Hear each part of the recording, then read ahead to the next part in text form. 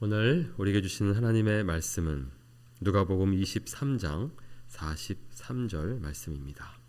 누가복음 23장 43절 말씀, 우리 함께 한 목소리로 봉독하겠습니다.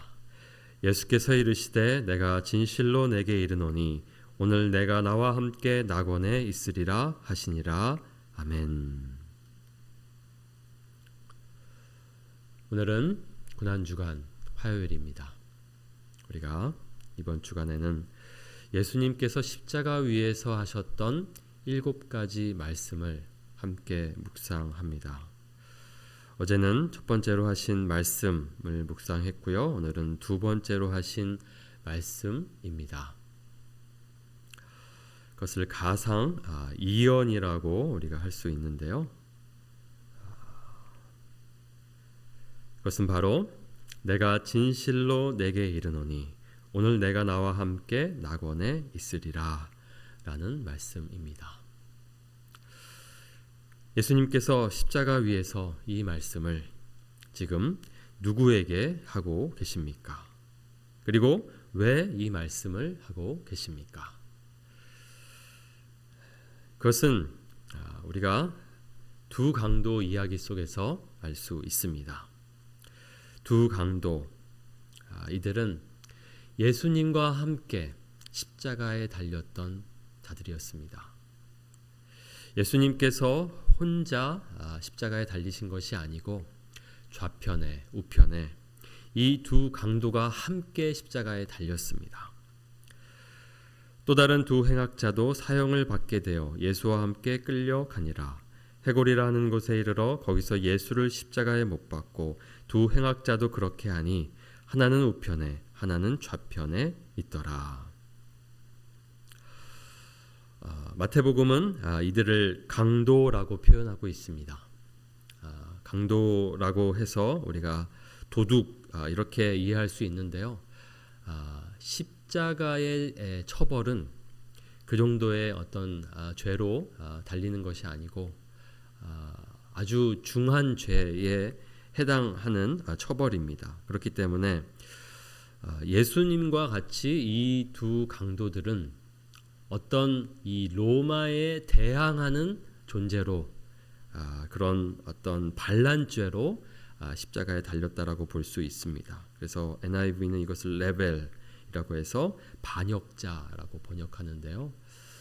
그와 같이 그들도 어떤 전복을 꿈꾸며 로마에 대항했던 사람들이었던 것 같습니다. 십자가형은 그렇게 중한 죄에 해당하는 처벌이었습니다. 예수님도 비슷하게 그렇게 인식되었습니다. 유대인의 왕이라는 명패를 그 십자가 위에 썼는데요. 그것은 바로 예수님께서 사람들을 미혹하여서 유대인들이 반란을 일으키도록 주도한 자다. 그렇게 로마가 인식했기 때문에 예수님을 십자가에 못 박았습니다. 이 두 강도가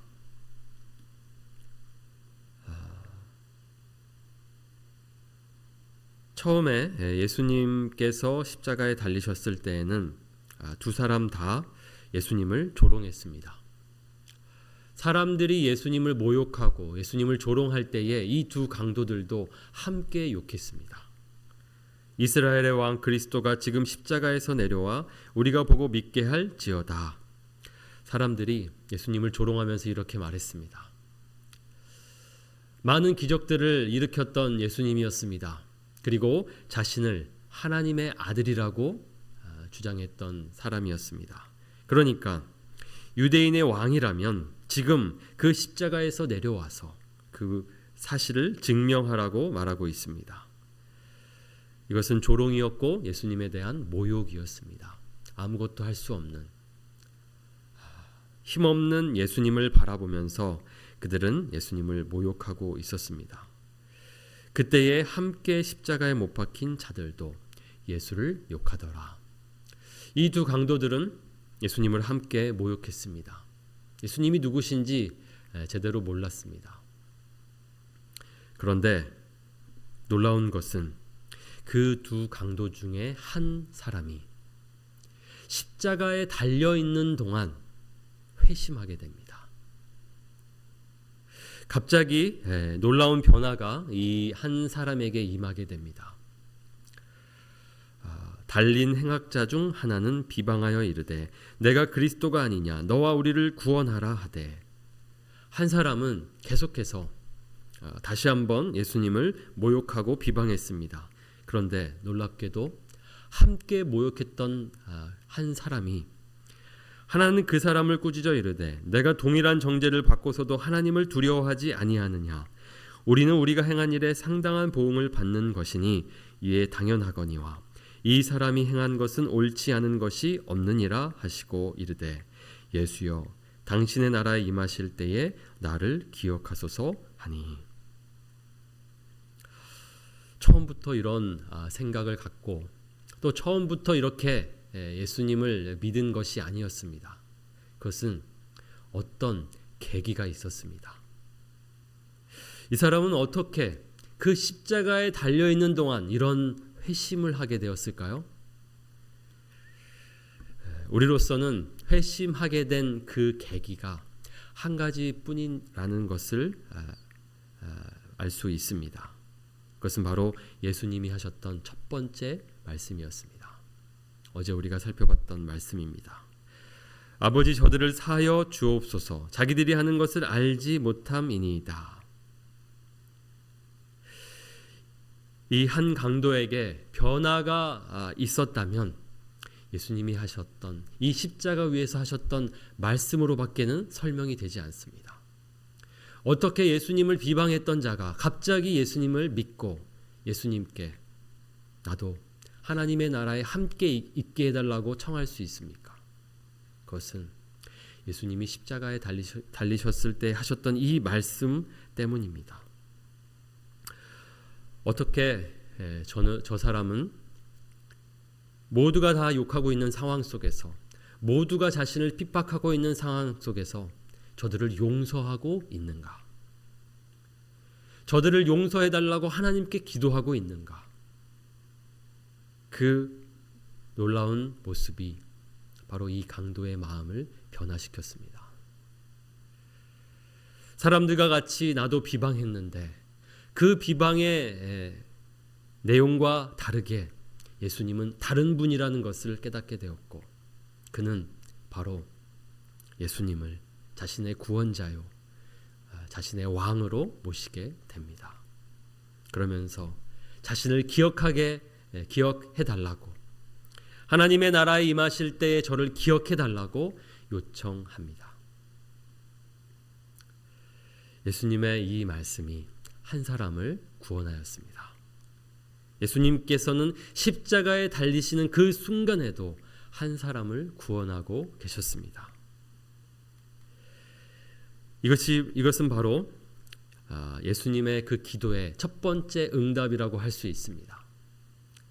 저들을 사하여 주시옵소서라고 하셨었던 그 기도가 오늘 한 영혼에게 응답되었습니다.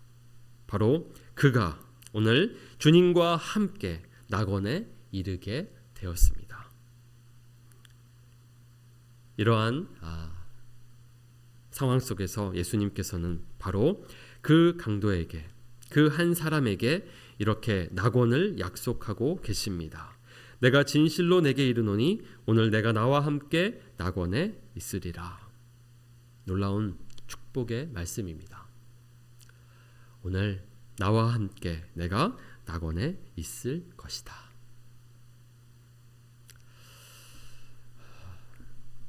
이 강도는 자신의 죄를 고백했습니다.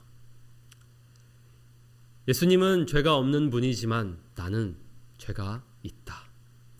내가 받는 이 처벌은 마땅한 것이다. 자신이 강도라는 사실을 그는 인정했고 자신이 죄인이라는 사실을 인정했습니다. 그리고 예수님을 구원자로 모시게 되었습니다.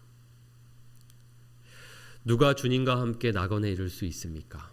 바로 자신의 죄를 인정하고 주님을 구원자로 모시는 자입니다. 오늘 이 강도는 바로 그렇게 자신의 죄를 인정하고 나의 죄를 위하여 죽으시는 예수님을 구원자로 모셨기에 바로 오늘 예수님과 함께 낙원에 이르게 되었습니다. 여기서 말씀하시는 이 낙원을 우리가 조금 한번 생각해 볼 필요가 있습니다. 낙원, 우리는 흔히 천국으로 같은 말로 이해합니다. 낙원과 천국은 같은 곳입니까? 예수님께서 지금 내가 나와 함께 천국에 있으리라 이렇게 말씀하시지 않고 낙원에 있으리라고 말씀하셨습니다. 낙원과 천국은 구분된 곳입니다. 그것은 어떤 차이가 있습니까? 우리가 이런 차이가 있다는 것을 이해할 필요가 있습니다. 김남준 목사님이 쓰신 가상칠언의 설명입니다. 낙원과 천국이 어떻게 다르며 음부와 지옥은 어떻게 다른가? 성경을 통해서 우리가 알 수 있는 사실 하나는 낙원이 천국과 통하는 것이고 음부는 지옥과 통하는 곳이라는 것입니다. 낙원과 음부는 구원받은 영혼들과 버림받은 영혼들이 최후의 심판을 통하여 맛보게 될 최고의 행복과 최악의 고통에 들어가기 위하여 대기하는 곳입니다. 이러한 상태를 가리켜 신학에서는 중간 상태라고 부릅니다. 하지만 낙원에서도 천국의 행복을 맛볼 수 있고 음부에서도 지옥의 고통을 맛보아야 하는 것은 분명합니다. 마지막 부활과 심판이 있고 나면 어떤 사람들은 천국으로, 어떤 사람들은 지옥으로 보내질 것입니다. 낙원과 천국의 차이가 있다는 것을 말하고 있습니다. 우리가 죽으면 우리의 영혼이 가는 곳이, 구원받은 영혼들은 낙원입니다. 그리고 믿지 않는 영혼들은 음부로 갑니다. 이것은 몸으로 가는 곳이 아닙니다. 영혼으로 가는 곳입니다. 그러면 천국과 지옥, 우리가 흔히 말하는 천국과 지옥은 어떤 곳입니까?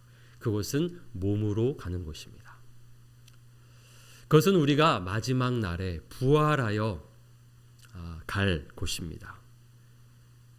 구원받은 믿는 자들은 부활의 몸을 입고 영원한 천국으로 가게 됩니다.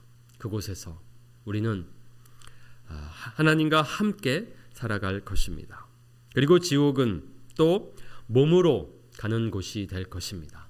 믿지 않는 자들이 부활의 몸이지만 영원한 지옥에서 맞이하게 될 곳이 바로 지옥입니다. 그렇게 우리는 이 말씀 하나로도 낙원과 천국을 구분할 수 있습니다. 그렇지만 우리가 낙원과 천국이 같은 기쁨을 맞는 곳이기 때문에 우리가 죽어서 천국으로 갑니다라는 말이 그리 틀리지는 않습니다. 그렇게 말한다고 해서 틀렸다고 말할 수 없습니다. 그것은 통하는 곳이고 그곳을 우리가 간다고 했을 때에는 그 결정이 바뀌지 않기 때문에 우리가 죽어서 천국에 간다는 말도 할 수 있습니다. 바울도 이 낙원을 경험했습니다. 고린도후서에서 그가 말하고 있습니다. 내가 그리스도 안에 있는 한 사람을 아노니 그는 14년 전에 셋째 하늘에 이끌려 간 자라. 내가 이런 사람을 아노니 그가 낙원으로 이끌려가서 말로 표현할 수 없는 말을 들었으니 사람이 가히 이르지 못할 말이로다. 여기 지금 바울은 어떤 누군가를 가리키며 말하고 있습니다. 그러나 그것은 자신을 가리키고 하는 말입니다.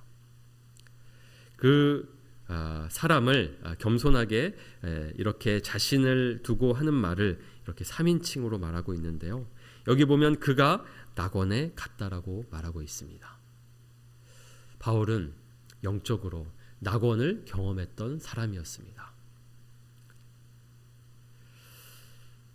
바울이 경험했던 그 낙원, 그것은 바로 주님과 함께 있는 곳이었습니다.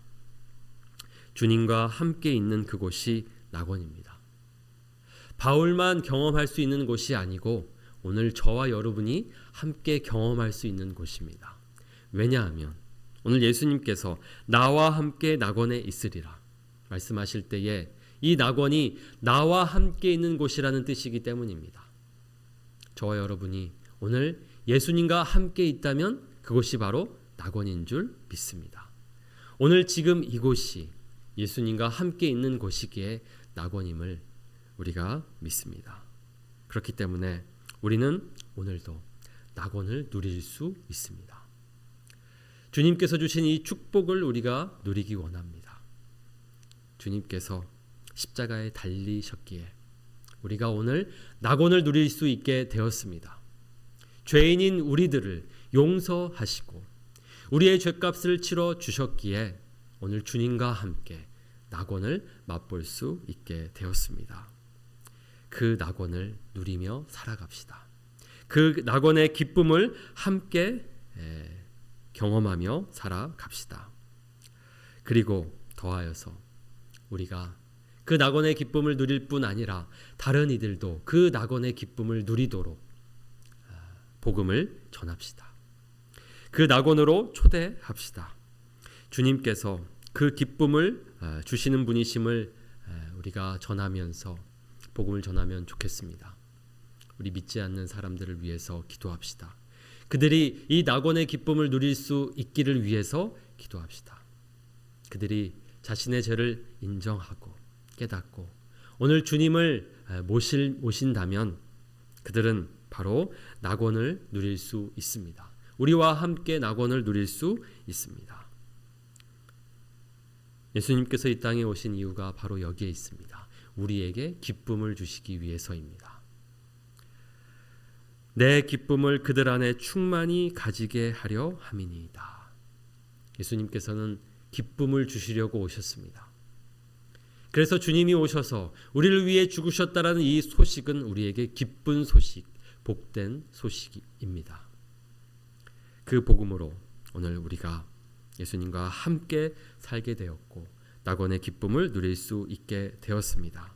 저 여러분 모두가 그 기쁨 누리면서 그 기쁨 전하면서 살아가면 좋겠습니다.